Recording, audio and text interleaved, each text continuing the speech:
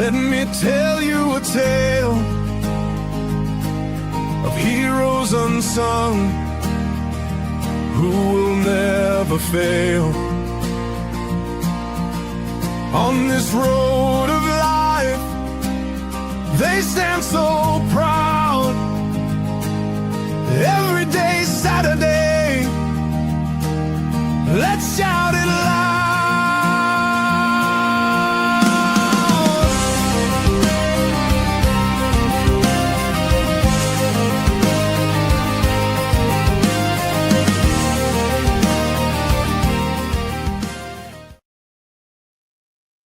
And what's going on, everybody? We are back. Marie and Bryan are back. Oh my gosh. Happy New Year, Marie. What a new year it has been, I would say, right? Like, for both of us.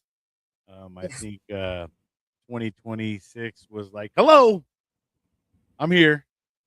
And I know it was definitely a humble experience for me these past 2 months. That's for sure, and I'm sure same thing for Marie. She's gone through a lot as well, and we are happy to finally be back here with everybody, and hope everybody else is having a better 2026. The great thing about 2026 is there's still a lot more left of it. You know, Yeah. right? And we It's have a just lot, beginning. we have an opportunity to make it better, right? So, um, for me, I don't think it could get well. Never mind. I'm not gonna even say that because I don't even want to bring anything to me. But Marie, how the hell are you doing? Hey, I am doing much better than I was.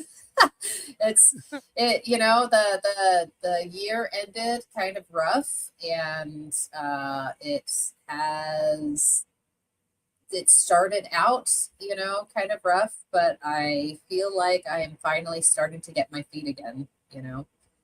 So I'm doing much Amen better to now than I was. amen to that, and I definitely feel you that on as well. I'm still kind of in a little bit of the dust, but I've gotten through a lot of it and back to some stability. Um, my housing situation flipped on me real quick, where I was literally making a video and rejoicing about my my my position in life, and I literally get humbled the next day, right? And that dream became a quick nightmare for me, and trying to figure it all out again. I'm not exactly gonna share it all because there's a lot of things that kind of happen there that aren't all related to me. So, I don't necessarily want to share everything, but I will get to a lot of it because there's a lot of things in there that I believe a lot of people can learn from in terms of having faith and realizing that sometimes in life we are humbled before we are given our blessing, and sometimes we don't understand that part, right? And I think that there's a big message there that sometimes that you get humbled so you can appreciate what will be given to you later. So sometimes when you're in the thick of it and you're like, "What? Why is this happening to me? Why am I going through this?" Just sometimes you have to embrace it and you got to understand why you're going through it and be humble and not allow yourself to react negatively and put in some negative energy towards it. Um, something I've learned through this journey is I I truly believe each and every one of us carries energy. I believe that some of us have positive energy. I believe that there's people out there that have negative energy, and I think that there's sometimes we just walk around and we have both, right? There's times where we project good energy, and there's times we project bad energy there. Just like take for instance when you stub your toe, or maybe you spill your coffee, and you're like, you just get so mad. You just projected a lot of negative energy into the air. And look at what's going on in our world today. If there's not one thing making us mad at each other, they throw another thing to make us mad at each other. They got parties that were once very much together parties that are starting to fight each other amongst their own parties, right? Because they're finding enough stuff to make us get negative, react in a negative manner.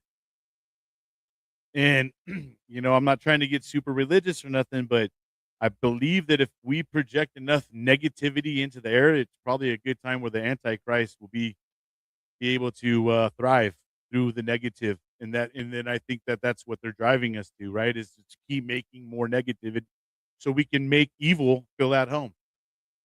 And I think that's why a lot of us got to stay positive. I've been tested so much in these past couple months. And there's times where I didn't realize I was being tested and I gave that negative energy the attention that it was looking for. And then there was times where I would say, "Hold up. I'm not going to react to this." You know, because there's times where I literally like, wow, this is something trying to get me to react negative. Like I can't even tell you. I can literally go through a list of different things that happened to me that challenged me for reaction. And there was times I said where I was like, I gave into it. And I'm still being challenged from time to time. And then I stepped back and I said, I'm still being tested. And I'm still failing because I'm still giving in to the reaction that it's looking for. But I am starting to be more cautious and conscientious of what I'm doing as things happen to me. And I'm like, hold up. Let's not give it that negative energy that it wants. Let's flip the script a little bit and give it a different reaction. And it's kind of weird because your day goes a little bit better because the more that like you get yourself mad and worked up on you spilling your coffee, you stubbing your toe, you hit your elbow on the way out, it all starts to add up, right? And you're just like, Monday, it's a Monday. I hate Monday. You know what I mean? Um, It just spirals. It just goes round and round and round. And like you got your trauma gets involved and negativity just keeps going round and round. So yeah, I get it. So you're feeling the fire, right? yeah, I was just gonna say, so for those of you who don't know, in November, I was dealing with a lot of emotions, a lot of mental health problems. I started to dissociate, was getting lost in trauma, was getting lost in some mental health stuff, taking out my husband. I was not okay with that. So I moved out and then I put myself into the psych unit. And then I did a month-long PTSD program. And while I was in there, one of the biggest things that they told me, which was so amazing, is that emotions themselves only last about 60, 90 to 180 seconds. The actual emotion itself only lasts that long. So if we can just allow ourselves to feel the emotions, the wave will crash and then we'll be okay. But what tends to happen is the emotion comes and then our trauma gets involved. Our trauma gets involved, our anxieties and our Triggered. fears. Yes. And so what happens is instead of 60, 90, 180 seconds, it turns into this extended period of negativity and frustration and insecurity and fear. And then we go into these cycles of trauma. And then the cycle of negativity continues. And then it's in our heads. We don't know how to handle it. So then we start lashing out on other people. So the reality is if you stub your toe, right? And it hurts, allow yourself to be angry and sad and cry and feel the emotions and just be like, oh man, this really hurts and this really sucks. And man, it's so frustrating. And like feel the emotions. Don't lash out because when you lash out, that enables those trauma responses to happen. And so I get what you're saying about that negativity just kind of hits, but we have to allow ourselves to feel the emotions. I think that there's a way that you can try to have a reaction, right? And there's a bad reaction, there's a good reaction. You can sit there and say, "Fuck," and be like, "God, dang," and just, or you could be like, "Oh gosh, darn it, oh man, dang, oh wow, that one was a good one." You know what I mean? Like completely two different types of reactions, right? One is you're just yelling at the world because you stubbed your toe. Another one is you're kind of laughing at yourself a little bit, like, "Gosh, dang, it hurts so bad," like you're and gritting your teeth. Um, it's and you're that's feeling it. right, 100%. You're going through the motions, like, "Oh, god, dang." So yeah, I think that we have to learn that we have the ability to make a situation worse than what it is. We definitely have that ability to mentally pile on even more when we don't even have to be dealing with that, right? Like sometimes even when you go into and you have a confrontation with someone, right? Your spouse or something. And you have a confrontation with your spouse. Well, you guys are going in there and you're talking about this, right? You're going in there, you're going to talk about you. You're bringing this over to the table. Well, then the next thing you know is when you go in there, you start talking about this and this, all these other things come into play. And now you literally forgot about what you're like, which item did we come in here and to bring about and talk. So now now you're gonna have this to throw in for this and this the next time, right? And you just because you're not dealing with this. You're trying to deflect, you're trying to not correct the situation or and that's the hard part, right? Is when you're usually in an argument with people, someone's always trying to be the winner of the damn argument. The winner versus the loser versus, hey, this is kind of the fact and this is what's really going on. Someone wants to keep going because they want to be the winner of the argument, right? So then it's like, oh well, because you left the toilet seat up. Well, that's okay because I just decided not to put the cap back on the toothpaste. You know what I mean? You're using other people's actions to justify your own. Correct. And then now what you're doing is you're sandwiching problems. You just they just put on a layer of they put the bread on. Now you're putting the meat on. They're throwing the cheese on. You're throwing the lettuce on. You know what I mean? And we're just making a And then complete everyone's eating a shit sandwich. 100%. I love that. That's a good way to put that exactly. I love that. We just came they patting that one. Yeah. But no, it's wild how I feel like, when problems arise, how we as humans try to deal with some of our problems. Some of it goes back to when you were a kid and the way you were raised or you saw how your parents handled any kind of a situation, right? Or didn't, or you just heard them yelling and hollering and screaming, but you never saw the resolution of them pepping down and saying, "We love each other. Sorry about that. Didn't mean to get out of, what, da, da, da." 'Cause I mean, I know as a kid, I saw a lot of that kind of stuff going on and never knew what the hell the back layer or backstory of what was going down, right? 'Cause you're a kid. But when you have all that kind of stuff that happens to you as a kid, right? Your little brain is very molding at that point in time, and it's sticking a lot of things on there, and it's just and it doesn't even know how to decipher what it's sticking in there, but it's putting it in there. So then that later on, there's that seed, right? That little seed that plugged into that thing, and now it's a slow growing seed that grows into when you grow into adult, and then boom, now you have kids or you start being an adult and you start going through adult things, and then now it starts to transition into what you how you start to relate it. You know what I mean? And we just start doing that as generation from generation. Well, that's how my mom and dad did it. You know what I mean? We don't ever stop to think that maybe some that generation might have not had the tools that we do to make things better. So But so it's funny that you bring that up, okay, because this is one of the things that I wanted to talk about.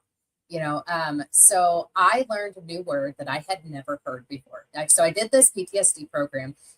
If anybody that is a veteran or active duty needs a PTSD program, this program is phenomenal. You'll have to fight the VA to get it, but here in Utah, there's a place called Salt Lake Behavioral Health, and they have this program for complex PTSD. So multiple types of PTSD, right? Complex PTSD for active duty and military, and it's called Stronghold.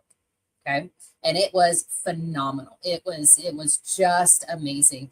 And one of the words that they taught me was schema, schema. Okay, I had never heard schema. Yes, okay. I had never heard of that. Now, I have been going to therapy my entire life, and not one person has ever said the word schema to me. And oh my gosh. Okay. So when I first got to the program, from day one, they're like, hey, you are going to write a timeline of every single trauma in your life, any single time that you ever felt unsafe or unworthy or unloved. Okay. You write down everything and all your maladaptive behaviors that you've ever experienced. All right. Sexual, drugs, alcohol, whatever it is. Okay. And I had to do a whole flipping timeline of that. Okay. And there is a lot. And when you start writing, you realize there's a lot more than you think, And so as I'm writing that, the very next assignment is you take that whole timeline and you make a list of all of the maladaptive beliefs that were created by these traumas in your childhood. Okay. Which there's stuck points, right? Okay. I stubbed my toe. The stuck point is that anytime I walk, I'm going to stub my toe, right? That's a stuck point. That's a lie. But the maladaptive belief that now comes up, or that might stem from when I'm a child, is that anytime I get hurt, I will continue to be hurt, right? So that's kind of like a schema. So that's the maladaptive beliefs that we developed in childhood from any time that we didn't feel safe, right? And those are the people are evil, people are wrong, people are going to hurt me, everyone lies, all of these different things, and anyways, so what they had us do is write down all of these things that we have had stuck in our entire lives since our childhood. And they had me do a 240 questions questionnaire of these different beliefs that I have of the world that stemmed from my childhood. And the whole program focuses on, okay, you've got these beliefs that you've had since childhood, and then you made choices and other things happened in your life that either disproved these beliefs or they exaggerated the beliefs, because of things that you were doing. And then it talks about the moral injury part of it all, like how did this stuff go against your morals, or how did you react that went against your morals? And so it talks about just different layers of the PTSD, because it's not just, oh, I'm scared. It's no, here is all of these beliefs. And so that is that schema, is those beliefs that have been there since childhood. And so it's just like almost an association, right? Like yes, you're almost associating yes, certain yes. things, right? And so that's the thing, is like from childhood, we create these beliefs to protect us. And some of us, like me, develop what's called borderline personality, which is something to protect us even more. And it's kind of where our brain kind of just like splits, and so then instead of just disassociating from like when I feel pain, when I feel some sort of emotional pain, instead of just allowing myself to feel it, I have trained myself not to feel it. And for so long, it was, because the pain was so deep. It was like, this is my belief. and someone's hurting me, and they will always hurt me, and I'm never going to get better. And this is a This bad is, person. you started departing, Yes. putting it all into just Yes. shoving it down. Yeah. And so what happens is, because I have those beliefs and I want to shut them down, even if I don't want to, I still shove them down. And so for years, I disassociated with all of the addictions. And then when I started healing, I started disassociating in a positive way. I would call someone, I would go to therapy, I would go to a meeting, I would pray, I would do something, but I still wasn't allowing myself to actually feel the emotions, because the emotions kept leading into trauma. Like I said, it would go into these cycles. And so then I would disassociate. And then when I didn't disassociate, then I would start dissociating, and my brain would just go bye-bye. And I would, like, my logic brain would go away, and I would get stuck in the emotion brain. And that is kind of what led me into what, me going into the psych unit this last time, is because I didn't realize how traumatized I still was. My dad passed away last year, as you know, and after he died, and then also me getting ready for a hysterectomy.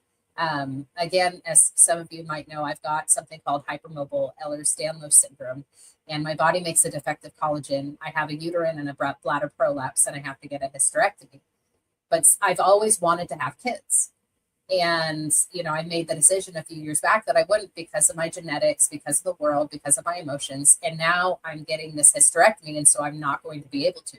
So all of this brought up childhood stuff, of always wanting to have kids. I was adopted, and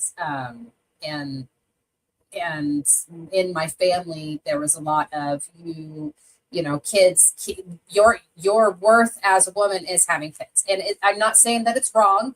I'm not saying that it was like forced down me, but that was just where my mentality was. That was what I believed, is that my worth was who I was as a woman, was the ability to have kids. So as I'm getting ready, my dad died, so that triggers me back into childhood, and then getting ready for the hysterectomy. I imagine with your religion too, right? Because yes, very much right. so in the religion. And so as I'm planning this hysterectomy, I'm already triggered because my dad died, which brings me into, man, I'm missing my dad, And so then I'm triggered into childhood beliefs.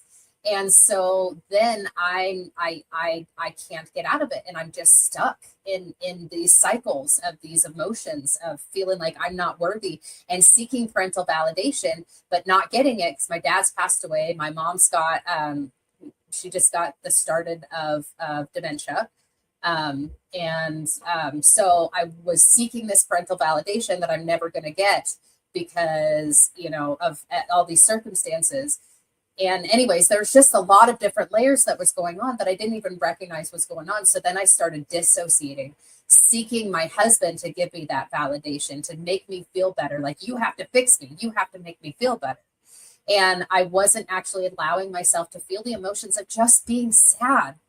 My dad died.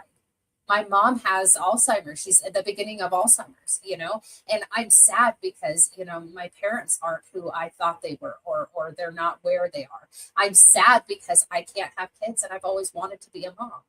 I'm sad because of it. But instead of being sad, I was just triggered into, I just need validation. I just need people to make me feel better. I'm not using addictions anymore. So I'm going to use people to make me feel better.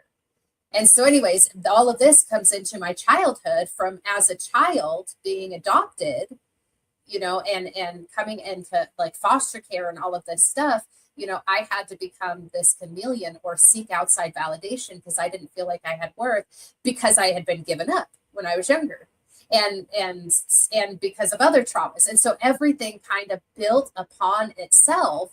And so it's like, well, the only way I know how to survive as a kid, the only way I knew how to survive was as a chameleon or as a peacock to stand out. Give me attention. If I can't fit in and I don't get the attention from you because I'm manipulating who I am, well, then I'm going to be loud and I'm going to demand attention. And that is what started happening.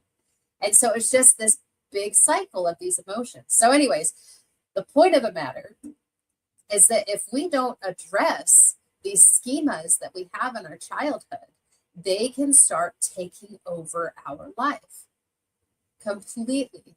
And so we have to identify what the schemas are, and we have to identify how they're actually affecting us. And the way that we combat it is just mindfulness and being present and saying, how do I actually feel? I am responding this big. Why am I responding this big? What is actually going on inside of me? And I can say, these are the emotions that I'm feeling right now. And this is what it's bringing up for me. Okay, I'm not a child anymore. I don't have to react like this anymore. I'm not in a dangerous situation. I don't have to respond like this anymore. I don't have to go into fight or flight. I don't have to, fawn, which was big thing for me is fawning. Is like I just felt like I was stuck and I couldn't, I had no ability to protect myself. So I just kind of went along with everything, right? And so, anyways, being able to challenge those schemas and stuck points and feel the emotions, it's super, super, super beneficial. I think a lot of the issue is in general is a lot of people like to close off their childhood. They like to close that door, put a lock on it, and some people don't want to revisit. Right? It's too hard. They don't know how But to it reach comes back, breaking through your door, whether you want it to or not. and that's just it. Right? No matter what, like I said earlier, when things like that happen as a little kid, it sticks in the brain and it starts to wire itself, right? And it will wire itself all the way up as you grow, right? And the longer that you don't deal with that, the longer you're going to allow it to grow into and morph into whatever it may be.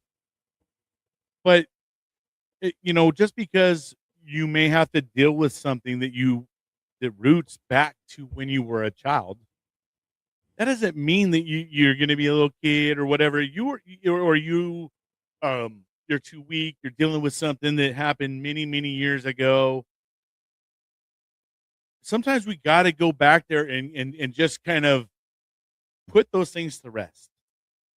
Some things happened when you were a child and you had no fucking idea what that was. Now you're an adult and you have an understanding of things better. You do have an understanding of what maybe you went through, and that's why it's so hard to actually face it and deal with that part, right? But sometimes it's necessary. And the only way, and I'm just telling you, this is for me. The way that I heal is I have to accept things in my life, things that maybe I don't even want to accept. But you have to be real with yourself and the person in the mirror, and be real, because at the end of the day, no matter what you say to other people, the truth will always resonate in yourself and with the Lord. So you could try to hide things all you want. You can try to be a chameleon, but what's in your DNA and what's inside you is not going to be changed, right? So we just got to be real. Be real with ourselves. Be real with things that may have happened as in your childhood that maybe you're not proud of. It's not who you are. It is a form of what grew you into who you are today. But those things are not, those things were things. And then we can learn from those things and we can put them to rest. And we could also try to share some of these things so others don't go back and repeat some of these things in life. Or they're like, damn, I heard this. Oh, or they get in a situation that I heard this before. And, it didn't go so well for such and such or whatnot, and there's ways that you can tell your stories without like telling your story, right? And that's the other thing. I think everybody's just ashamed or scared. They're like, oh, I just no one's business and stuff like that. And that's fine. And you're in each his own. I felt a lot that way myself, right? But at the end of the day, now I'm at a level where I want to be a public servant to my fellow brothers and sisters and the people here in this world. I just want to be a kind human. I want to show love. I want to show kindness. I want to show that it's okay not to be okay. I want to show that um you shouldn't be judged on the way that you've lived your life before. You shouldn't be judged how you live your life today. And you could, just because it doesn't look like you, or doesn't look like the way you do it, it doesn't sound like you, that doesn't mean it's not right, and things like that. So, I think that the more that we as humans can start to kind of scale back a little bit and get out of our egos and get out of our pride and things that we're taught, um, there's a time and place for everything. There's a time and place when you need to be a warrior, right? And you need to go fight, and you need to put on your armor and shoot down range. But there's also a time when that stuff comes off, and you're going to be around others, and you may have words thrown at you and things like that, and you have to wear a certain kind of different armor in life. But at the end of the day, like I said, I thought a lot of things I think in this world are made to trigger us, to make us have a reaction, bad or good. And within time, you start to learn. You start to learn with yourself, and you'll start to catch yourself like, oh, shoot, I overreacted that time. And when you start to scale back a little bit, you do start to catch yourself more. And then you start to learn and learn and learn. And then eventually you can kind of kill off some of these things that maybe you do that you're like, oh, man, it's a little abrasive. So, what we're gonna do, we're at about the halfway mark. We're gonna take a little quick break. We got a new veteran-owned business that we're gonna share with you guys. And then when we come back, Marie, hopefully you have a poem ready to go. And That's what I was just gonna say. I've got a poem I want to read. Yeah, so she's gonna share the poem right when we come back from. He sent me two different clips. I'll play them both actually, and together they're only like 26 seconds. So when we come back, though, it will be Marie on the floor, and she's going to read her poem, and then we'll get right back to our discussion and talk about the future of the show and all the good things to come. And yeah, so here we go. Give us a second.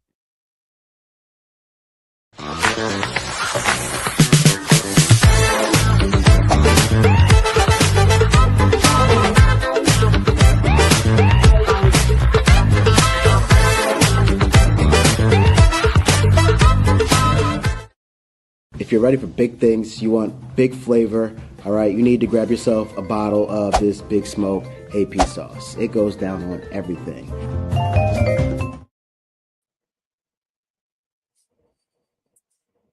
Well, hey guys. So yeah, I've got a couple poems that I was thinking about reading. It's hard for me to pick from two of them, so I'm going to read two of them. If Bryan, you're okay with that. So the first one that I wrote was right before I went into the psych unit. And then the second one will be one that I wrote in the psych unit when I was in the PTSD program. So the first one is called A Heart's Voice. So this is kind of where I was as I was realizing I needed some extra help. There are so many stories written on my heart. Some cover cracks like an abstract piece of art. I'm trying to write them, filling never-ending pages, yet there are still many things I've locked behind cages. I get overwhelmed when I shine light inside. I wonder if my many fears will ever just subside. I get lost in what ifs or sadness from my past. The anxieties of the future keeps my present in a cast. I'm not good at sitting still. Even writing can be a distraction. When I open my heart to God, that's when I get traction. As I continue writing my stories to be shared, God heals my heart, no matter how it's layered. Every time I let him in, another piece is mended. Fragile places fixed with armor, so I can be defended. I wrote when I was younger, trying on my own to look at the hurt. Then more cages were grown. I was lost in pain and fear. Darkness strangled me. Now God guides my voice. Each day I feel more free. I used to pick and choose what parts to give a voice. That's why I stuffed things down. Now I can rejoice. Writing brings change for me, a peace within my soul. I get to share it with others. Advocacy is my goal. Letting someone know their voice can be won and overcoming fear truly can be done. Writing is the voice God gave me for my heart. I also get to heal through other means of art. I hope we all can find a way to let God in, finding unique voices to heal from within. One day, the norm no longer will be silence. The choir of our voices will overcome the violence. We will stop hurting others or others hurting ourselves inside because we will be healed from ego, shame, and pride. So that's the one that I wrote before I went into the psych unit. And it was just that reminder that I'm letting God in. There's layers that I need to get to, and I have to give myself a voice. And in being able to give myself the voice is when I recognized that I needed the extra help. So I'm going to read one more poem, which I'm going to was switch us out. Yeah. Okay. okay. So this poem was when I was actually in the psych unit itself, and it's called Facing Emotions. I'm in a place I've never been. It seems unfamiliar because I'm facing emotions without distractions, which really feels peculiar. Where once I ran to addictions anytime I felt pain, now I run to God for help, healing to attain. I've gone through many layers of this, though never quite so raw. There are insecurities I never truly saw. Wounds that were so deep, even food would be enough to distract from the pain that felt so very rough. Yet, food has lost appeal, no more safety found in it. Emotions now on the surface, in fear I choose to sit. I'm facing things from my past, taking away their power, giving them to God so they don't taste so sour. I'm getting help again from doctors who will give me tools to help me fight the pain through 1,000 little duels. This time, I refuse to tie an arm around my back. No addictions left to disarm me on my track. I'm looking at those fears that used to paralyze me and taking many micro steps towards the day I'm free. I don't know how much longer I must dig through deeper layers. I'm grateful I am finding there are many different players. I keep finding on this journey that I am not alone. Others keep reminding me God's love is always shown. I know as I continue, full healing will be found. Fear will stop shouting and love inside me will abound. For now, I'll keep prying open the wounds in my heart so they can heal from inside within every little part. Refusing to allow negativity to win, I am moving forward, a new chapter to begin.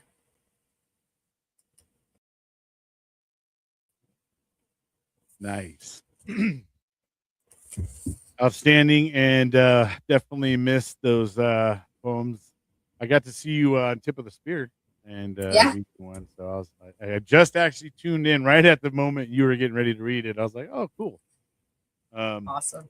But thank you so much, and yeah. So, gosh, I know we taking a break, and it feels good to be back. I'll definitely tell you. When darkness arrives, you can always feel who has the flashlights and stuff around you, and there's some amazing humans out there that kept reaching out and checking on. I'm sure Marie and as well as myself too, and I'm it.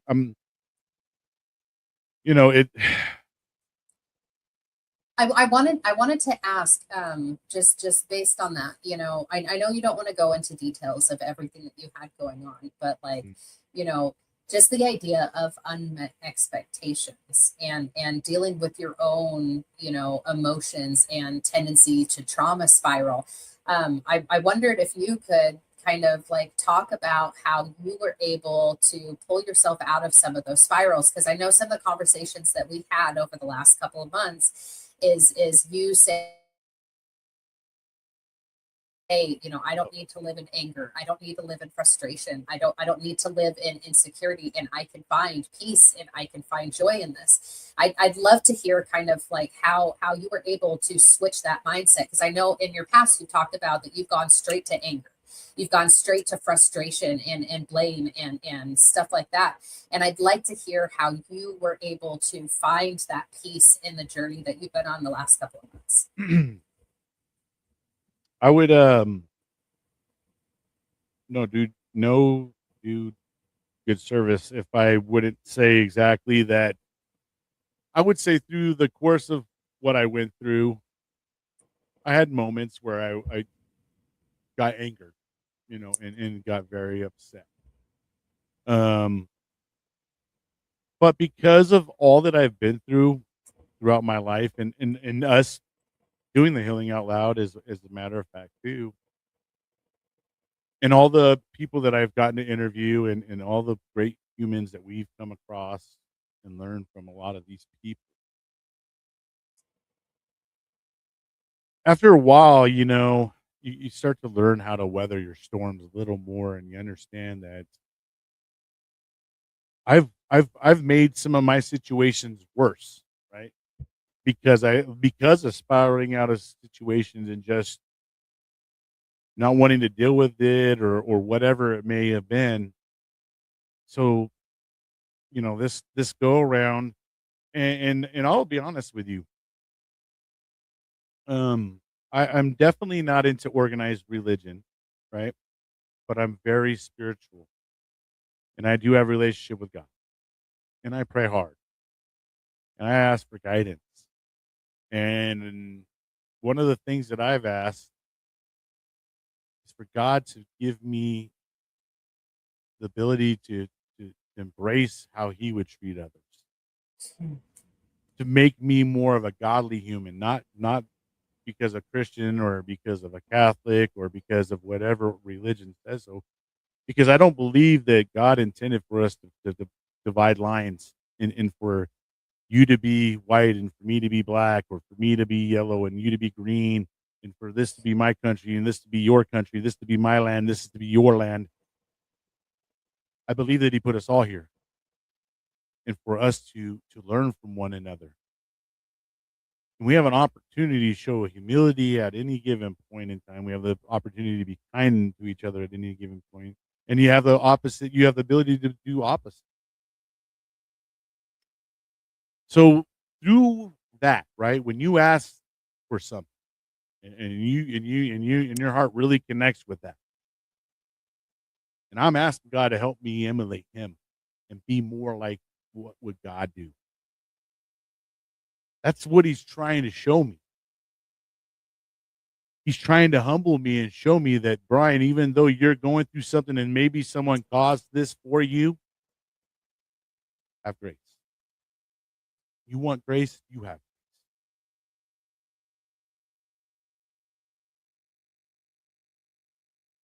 You learn how to be graceful, I love that. and you learn how to show grace, because we're not perfect human beings, and everybody's going through something. No, a lot of us have problems. Some of us deal with them, and some of us just live with them. But at the end of the day, I'm the one that's going to be judged for the actions that I do on this planet, as a human being. So even though the floods happen and stuff like that, I've built a raft that I will always maintain.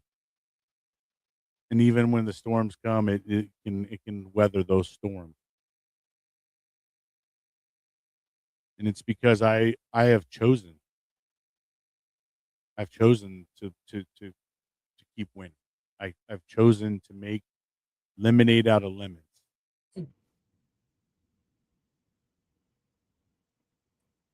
You have I such have a strong kids. foundation of faith and love.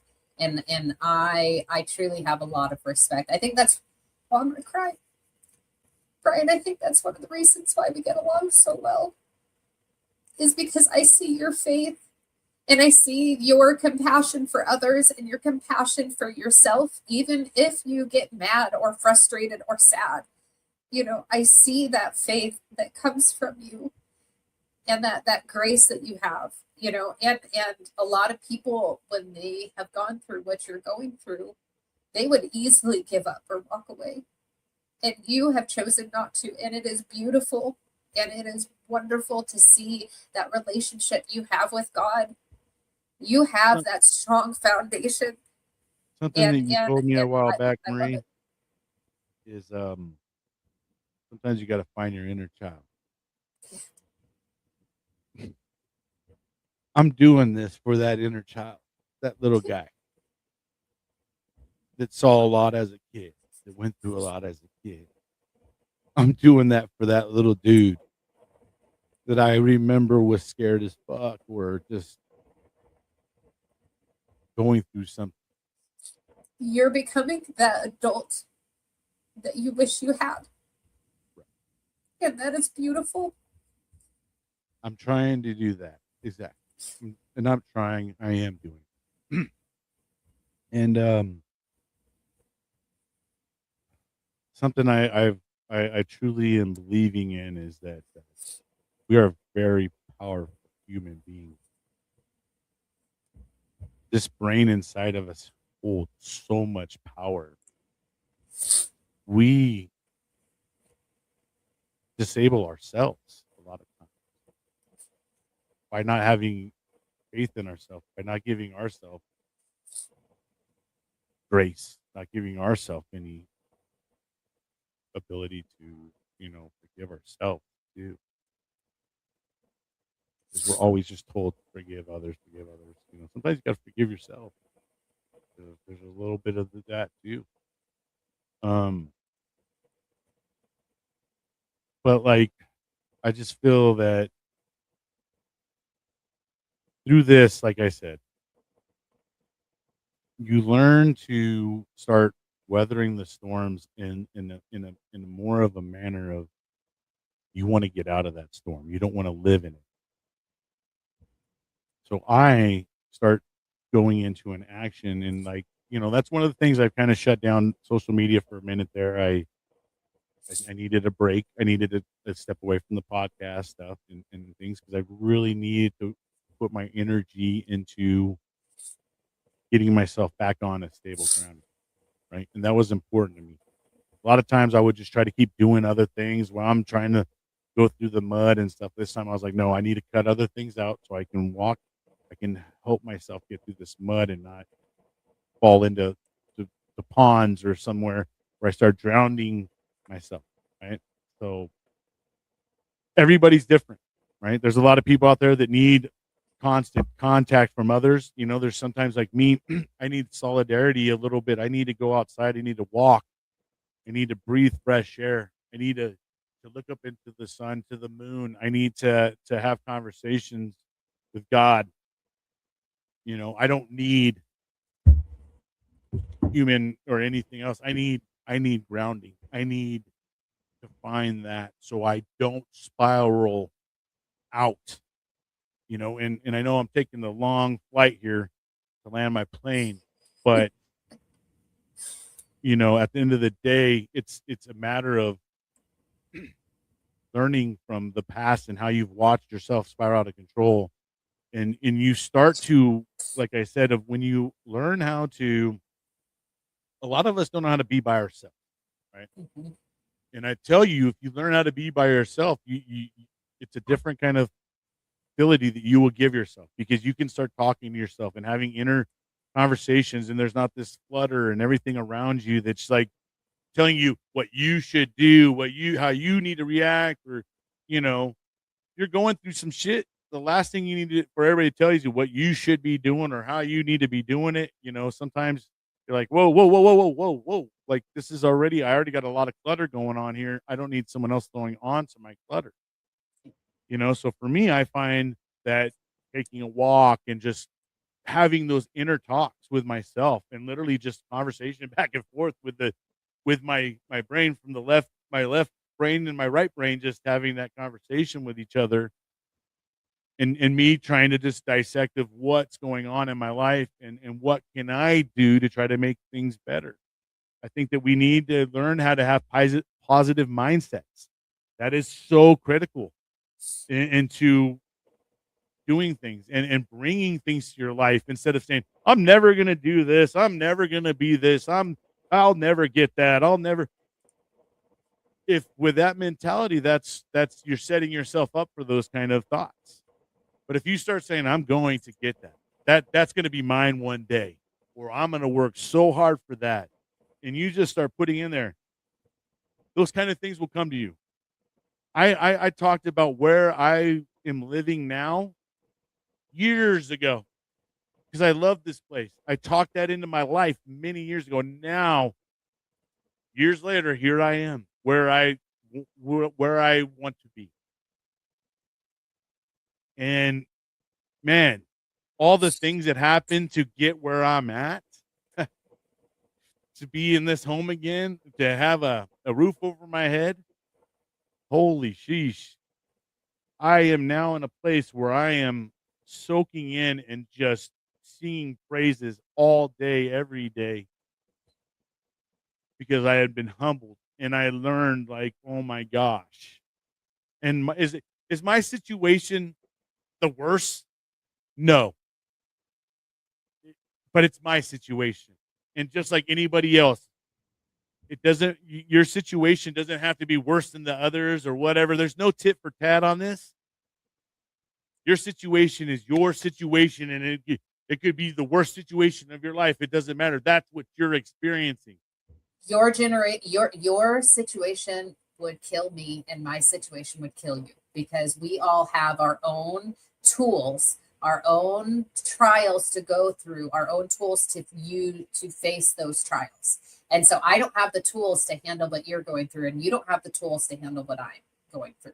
And so as long as we remember that, and we stop putting down our own trauma or stop belittling others, because, oh, I have it much worse, or, oh, they have it much worse. When we stop comparing, then we can start actually seeing how we can support each other. And so I love that you're saying that, because that's the thing, is like, yours is no less than anybody's, and it's no better than anybody's. You just have the tools to face what you are going through. I have the tools to face what I'm going through. And that's why I don't sit here and try to indulge in my story and try to victimize myself in any sort of the matter, because I know that there's someone out there going through something far worse than myself. All I'm just simply saying is that I've been through some crazy shit my damn self, and that this too shall pass. That saying that a lot of people, you hear that saying, it is, I can't stress that enough. You may be walking in a mud swamp or something like that, but if your heart wants out of that, and you are setting yourself up to get out of that, no matter how, every day you work a little bit harder to get yourself out of your situation, you will get there. And my gosh, let's not keep blaming everybody else around us why we can't get out of a situation. Okay. If you're looking for fucking help, good grief, I'm sorry. You need to help yourself. Okay. Now, I'm not telling you don't go out there and try to get help, because there's a lot of people out there willing to help. But don't just sit there and think that someone's going to come save you. Do what you your can. mess. You got to do this. You got to do it. And then you do ask your tribe or your people, like, I need help, man. Like, a little bit, like, can you hold my hand through this or whatever? But you got to walk. You got to walk yourself. You got to be able to do this. This is something that you are in your own brain for, right? So, Marie's not going to save you. I'm not going to save you. But I tell you, I love you, and I will give you the tools to help you through your situation. And I will try to give you the tools that I can, flashlights, ropes, all that. But you have to use those things. You know what I mean? And then, that's a big part of all this, is that we have to sometimes realize that we are our worst enemies, and we can be the best thing for our lives as well. But a lot of people blame everybody else. They blame people for their happiness. They think that other people are responsible for their happiness. They think that they're responsible for their mental health and things like that. Now, when you become adult, You own all that stuff. As a kid, I get it, dude. There's a lot of things that we go through that we didn't ask for, and you don't have a choice. You don't. You were born in an abusive household, uh, born to alcoholics, or any of those kind of things. You are in a volatile environment that you were not ready to be in. But when we become adults, we get more of a that freedom and that opportunity to say, you know what, these friends right here, man, they're really weighing me down. I cannot move forward in my life. They're making me upset, because their situation. And every time I want to do something better, they're talking shit about what I'm trying to do. You know what I mean? It's like, because misery loves misery, so sometimes we have to identify ourselves as like, hey man, all right, I think this situation right here is not good for the situation I'm going through. I need to go heal. I need an opportunity to heal. And that's Marie did it. Marie, let me tell you, what Marie did is super courageous to do. Okay. To just take your life, kind of ask everybody to kind of put you on hold, like her husband. She's married, she has a husband, but she had to go do something and go put herself into a program that took her out of her home, took her away from all her possessions. I imagine she could only just bring a bag and some key possessions, but she removed herself and she had to go work on herself. She had to go do that. Her husband can't do it. Her husband, I'm sure, wants to fix her. I'm sure her husband, if she could fix her, she would. And if she could fix her husband, she would fix her husband, right? But at the end of the day, she had to take that mental step and say, you know what? I'm really not in a good place. I don't want to get into a worse place. I don't want I to need to drag go anybody down with me. Right. And so I need to go get myself help. And I the rest of everything else could take a time out. The podcast, all that stuff. And that's totally what is a great example that she's setting for everybody as well. And that made me step back from my situation when I got into it and say, you know what, I need to step back and put things off and work on this situation at hand. Took a little bit of some time, but here we are. We're back here. It's March. We didn't lose a lot of time. We did lose like January and February, but we're here now. And it took a little time, but the great thing about it is we're still both here today. We did not become a statistic Oh, because yeah. because we didn't allow our situations to take control of us. We decided that we would take control of our situation, and then we want that for our brothers and sisters.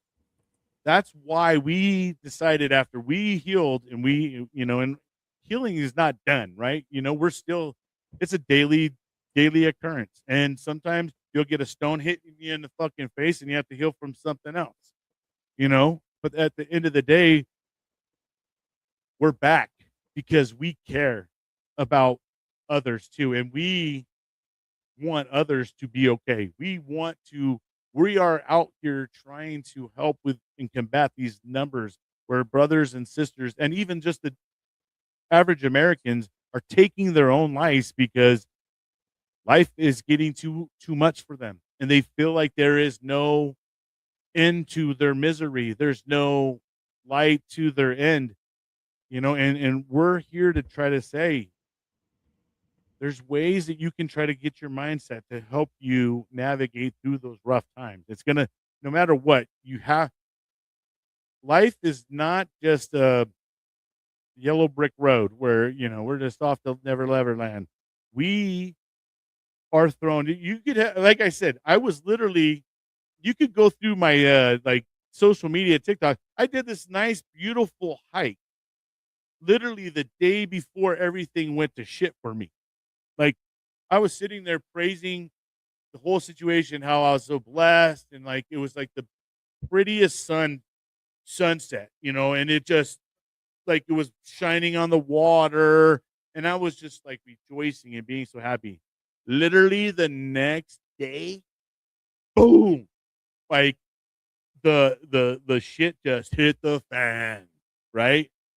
And that could be for anybody. You could be literally just living your best life, and then life gets involved and something changes, and you could choose to go down with the ship, or you can choose to jump off on a raft and try to survive the crash, right? And that's what I've tried to learn, is to try to survive this crash, is try to learn how to not go down with the ship and make my situation worse than what it already was, because I've done that, you know.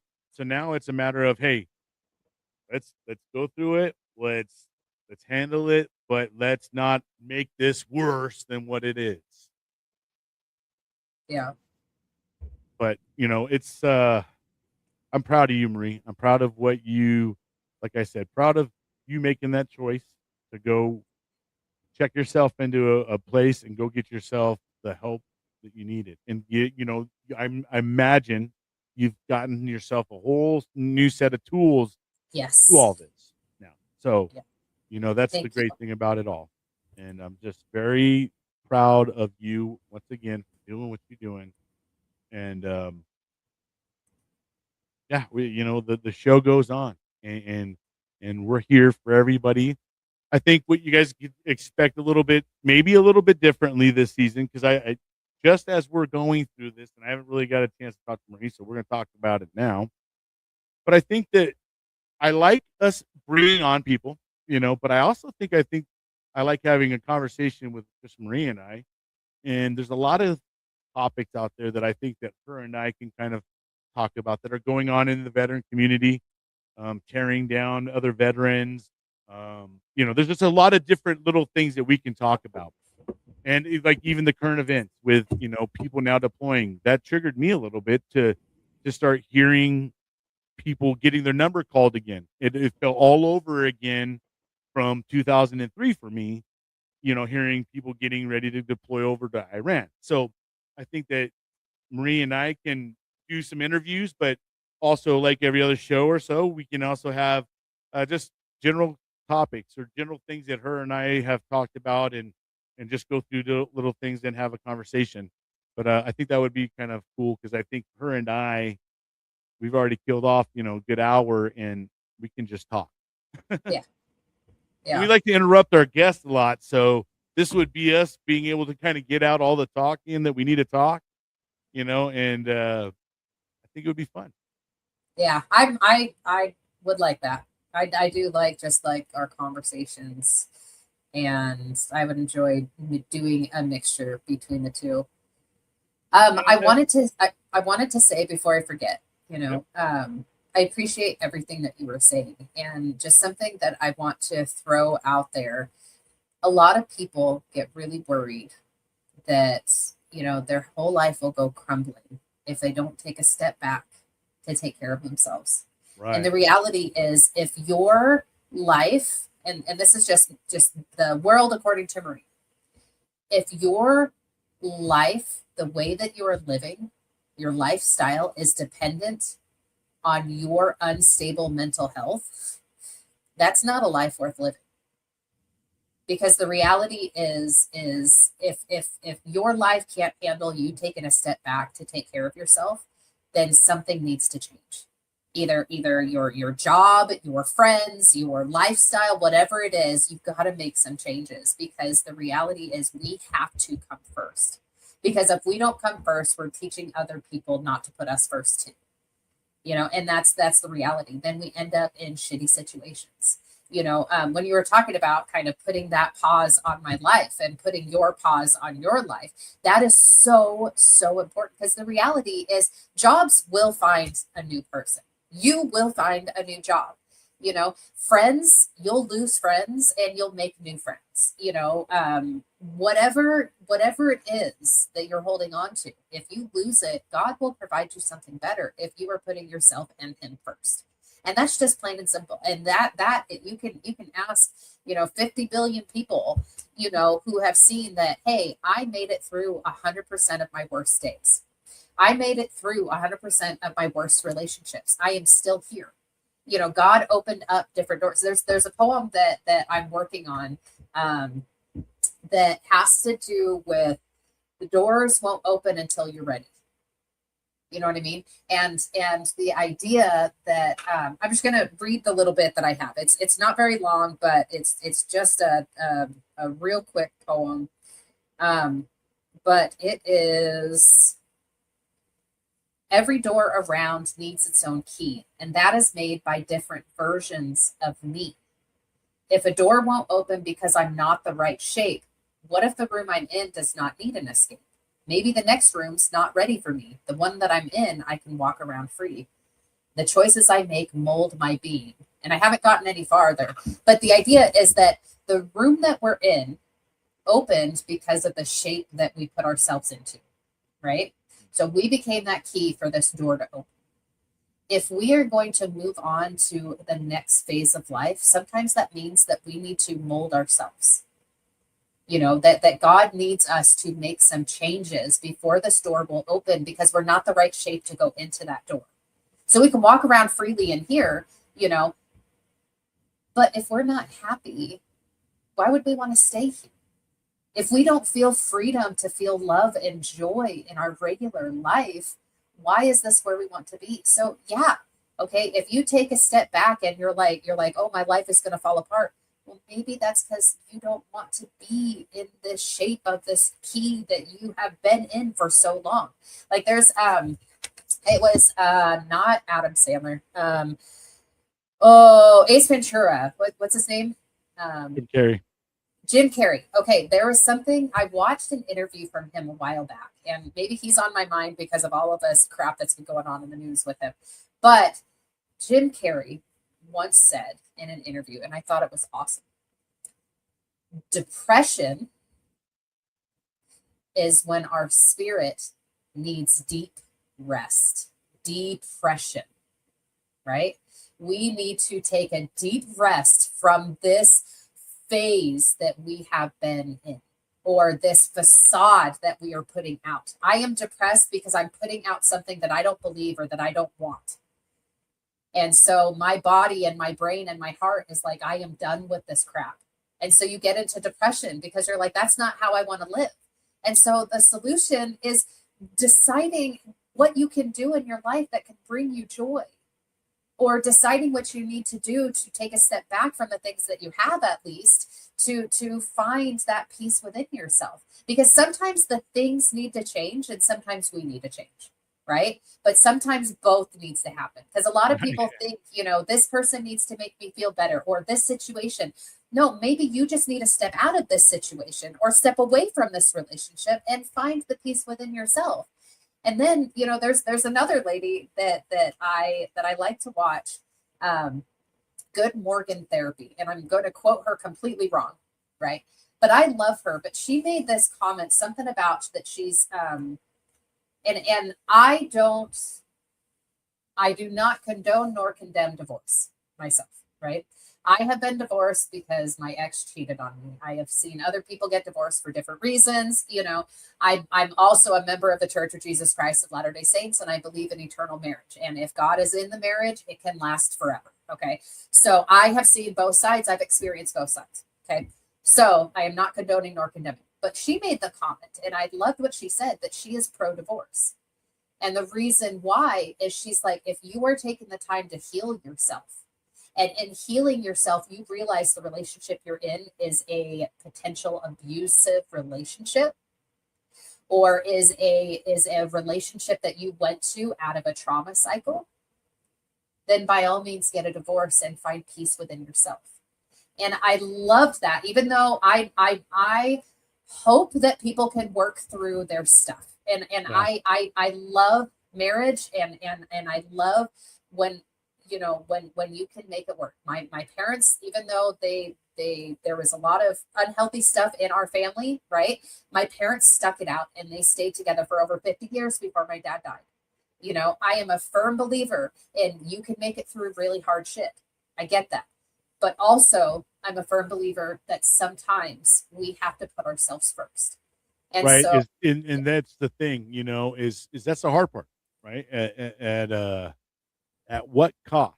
I think that there's people out there to take advantage of others, right? And their kindness. And when they think they get married, that there's some kind of ownership to some other human being or something of the sort.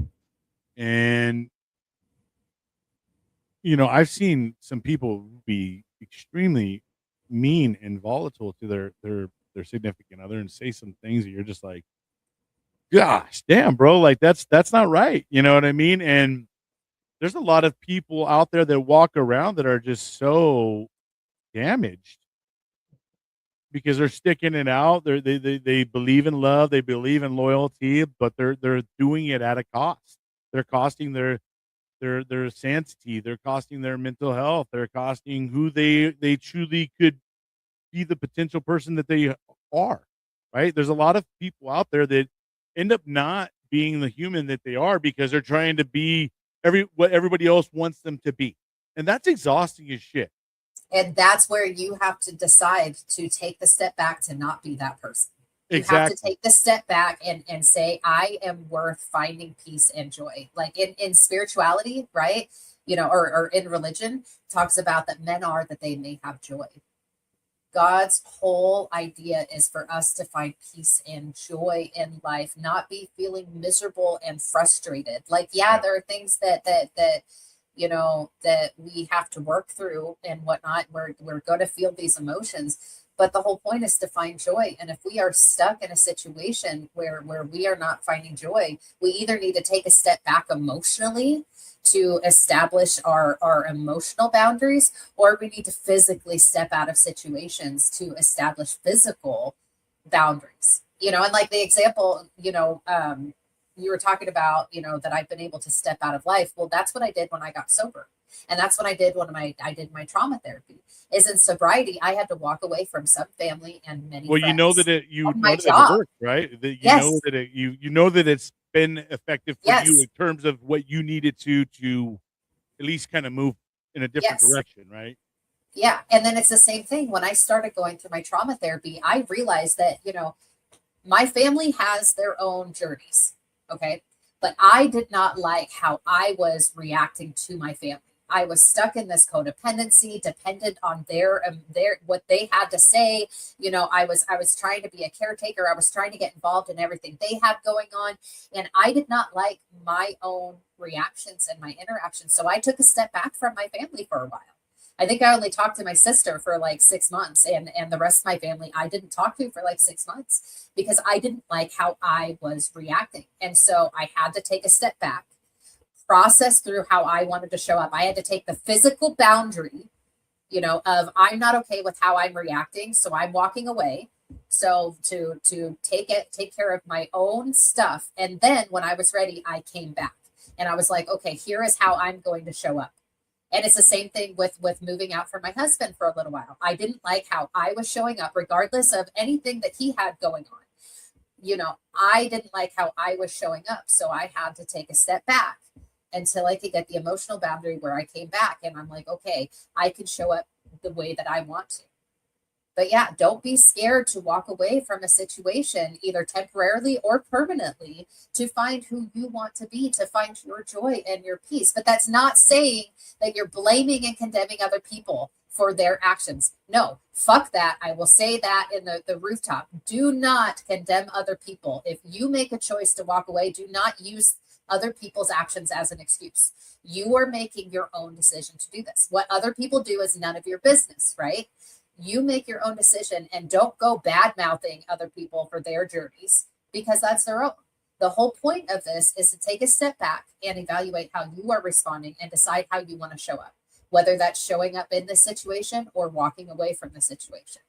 But yes, please take time to recognize that you matter and to find that joy. I really want to reiterate what Marie was saying because as she was saying this, exactly what she said crossed my mind. Don't be afraid to step away from certain things in your life. It stepping away doesn't mean you're quitting on it. You don't want to do it no more. You just need to reset. You may need to go process through some things so you can be the better version of yourself when you're going into the next situation, right? And because if Marie and I kept, going through everything, we probably wouldn't be as upbeat and things like that. And who knows, we could be more throwing out more of a negative vibe and not trying to spin more of the positive things inside. Because I'll tell you, sometimes, when you get yourself in those funks or you're feeling you got anxiousness, you're mad, that does project throughout your day.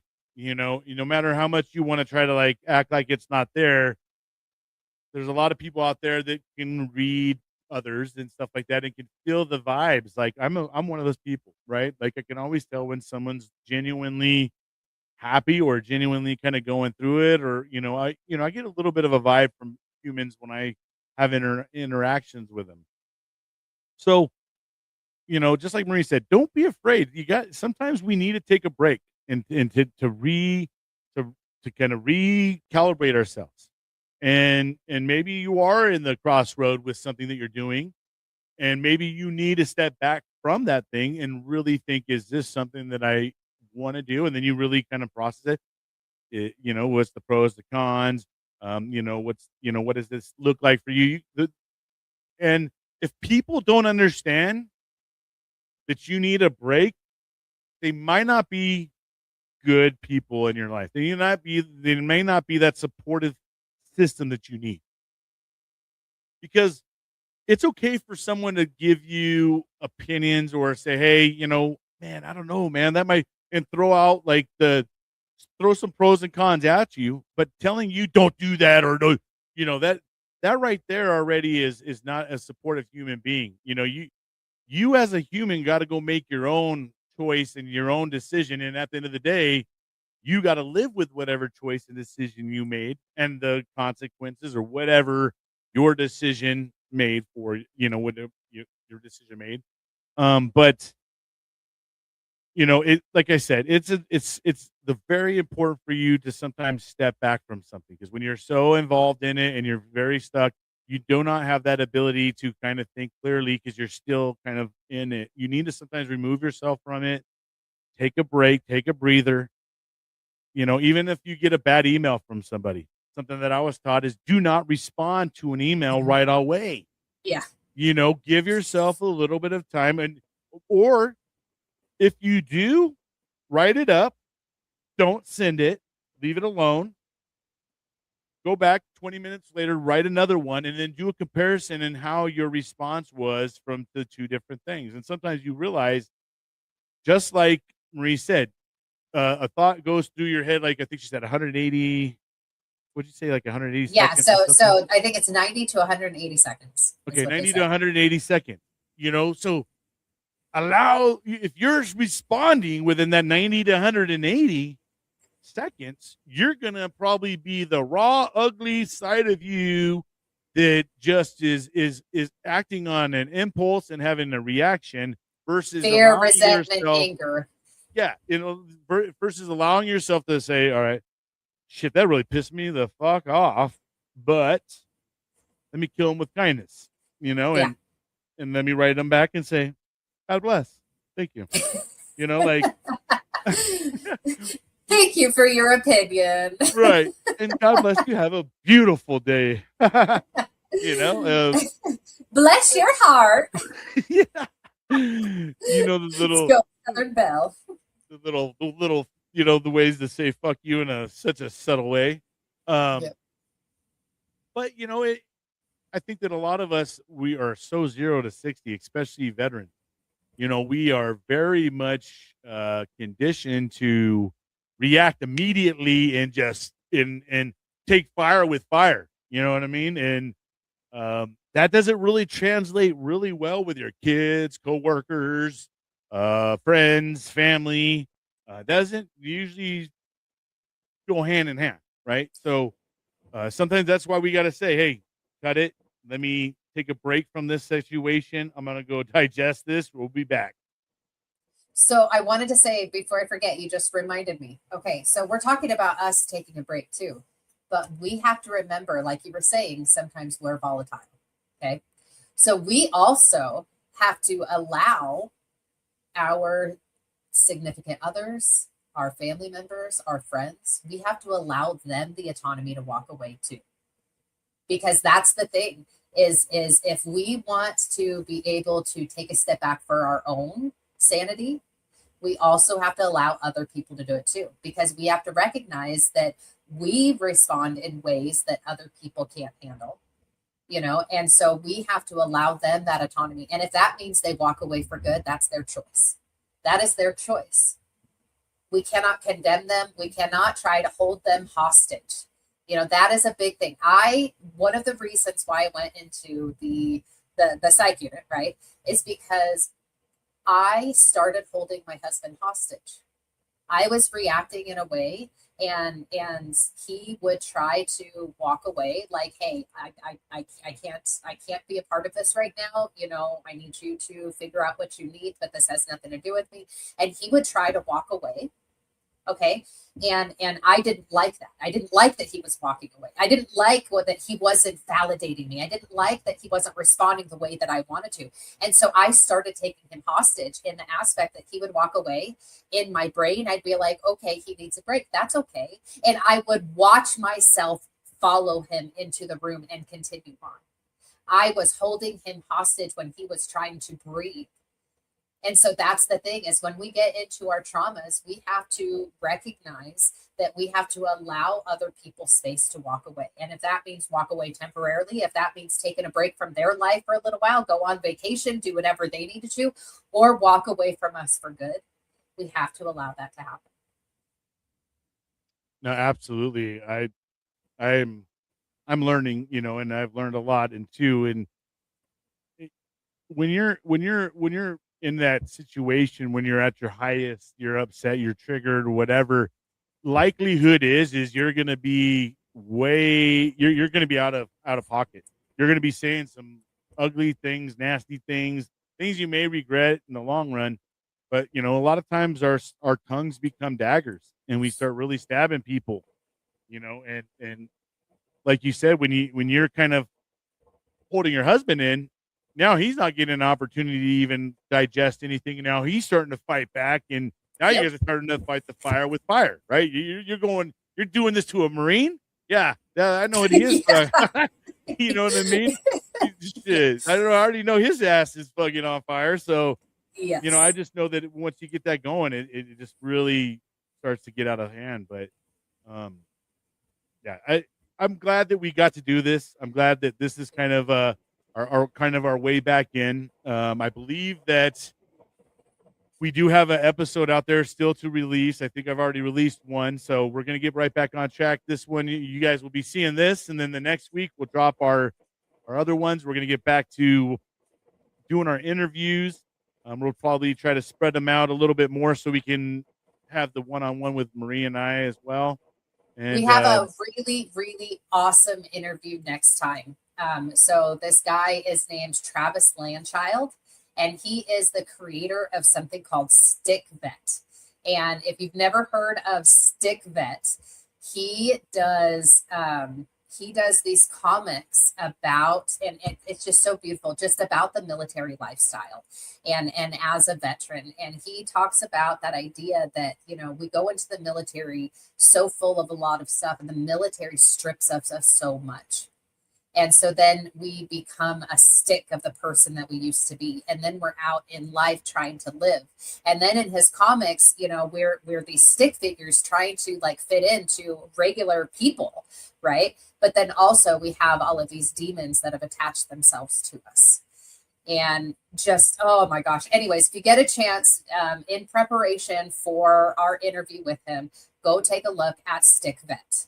And he also has a podcast that he does, and he also has the Stick Vet Nation, where he does a Discord.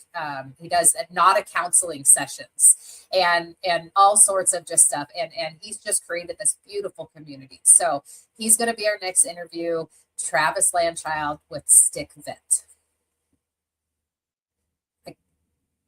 You're muted. Didn't hear any of that. Yeah, no. So yeah, no, I'm excited for that one. Really looking forward to it. And it is, like I said, it's great to be back, guys. not sorry that we took a little bit of a break. Like I said, it's necessary. And if there's anything you take away from this episode is take some time for yourself. Don't be afraid. Don't be afraid to step away from something and take a break from it. Doesn't mean you need to quit it. Just means Yep. maybe you need to recalibrate yourself and don't feel bad. Don't ever feel bad about fixing yourself. Don't ever feel bad about taking time for yourself. You need to. It is necessary for us to have a little bit of selflessness, not selfishness, right? Yes. All right, so we'll go ahead and end this off here. Once again, you guys will be catching. We'll be sure to drop one every Monday, and if we start getting too many, we'll drop another one on a Thursday. Also, we will be getting back to Every Day's a Saturday USMC Veteran Podcast, where we'll be going a little bit more in depth with their backstories.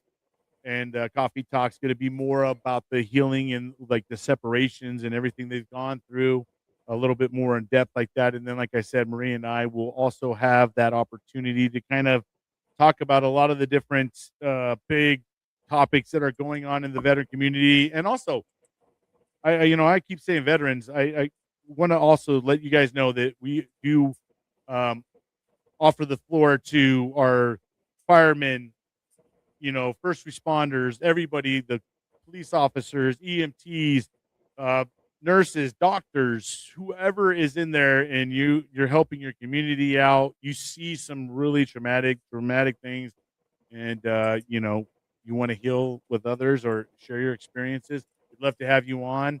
The best way to even do that is go on to sliderbabe.com and you can get on to that and check out her great content in there as well. If you ever need to reach out to any of us as well, you can email. There's Marie's email. It's Marie@sliderbabe.com. Or you can email me at everydaysaturday365@yahoo.com. And I also, if you're okay with that, I want to leave us. You're muted again. I know. Yeah. Okay. I want to leave us with their coffee talk poem that I created. Yes. So Bryan is going to take this poem and put it in AI, so it will be our intro.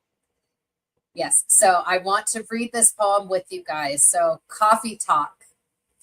As veterans, we struggle to fit in, taught to never let feelings win. Lost in a world full of fear and pain, we all have hung our heads in shame. When we look up, we see hands reaching out. There is so much support about. It comes from abroad and others around. Please take a hand and rise from the ground. Stand up and fight for your life. Walk away from negativity. Don't give in to strife. Show up for yourself. Find your voice. Keep moving forward. You have a choice. Give compassion for the child inside. Healing pain, let hope reside. Lost you will no longer be. Then you can help set others free. Now speak up and with us share the tools that make pain easy to bear. Advocate for others and lighten their load. Use your voice and join our show. On Coffee Talk with Bryan and Marie, we heal out loud, PTSD to advocacy. Yeah. And I'm excited to take that and use exactly the words verbatim and put it into a song and use that as our intro. It's gonna be awesome. And I feel like there's a lot of people out there that enjoy this coffee talk that are getting a lot from it, and there's a lot of people out there that want to come on and share their experiences. And I want to say sorry real quick to all of the guests out there that we've had to reschedule through January and February because we had a lineup every week with 1 to 2 guests weekly. So we had to do a lot of cancellations and a lot of reschedulings. But we will be getting back on. And like I said, if you want to come on here and share your story with us, please hit up sliderbabe.com. Get on that calendar, and we'd love to have you on and share your experiences. Is there any last thing you want to say real quick, Marie, before we head out? I'm just glad to be here. And thank you, Bryan, for all that you do and for allowing me to be here. So I'm really, really been enjoying this journey over the last year, and I'm excited to see where it will go. Absolutely. Same here. And you guys out there, don't let the day kick your ass, but make sure you're out there kicking it. We'll see you guys on the next one. Thank you for watching. Please like and subscribe.